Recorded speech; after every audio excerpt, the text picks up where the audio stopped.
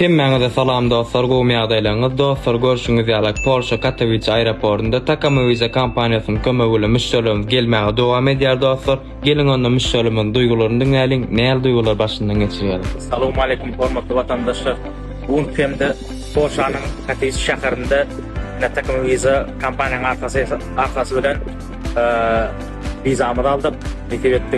Nesebetliginden geldik, öňümizden çykdyk. Indiden belek arzulumumuza yettik. Başka kompaniýanyň ahylarını yüzümüzü gördük. Bir hil adamda şüphe bolup döreýär, ýöne bolýar Tkmvisa gurulup yetdik. Bu kompaniýada hem işgärler hem mesela sağ olsun aýdýan işlerini üstünlük. Tkmvisa kompaniýasyna köp sağ olsun aýdýan, buna vizamyzy aldyk. Biz hazır Katowice aeroportuna geldik.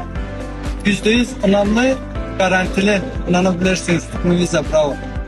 Onda näme dostlar, siz hem Amerika, Ýewropa ýurtlaryna gelmek isteseňiz Tkmvisa kompaniýasynyň arkaýyny tutip bilersiniz dostlar. Tkmvisa kompaniýasynyň maksady sizi arzuňyza ýetirmek.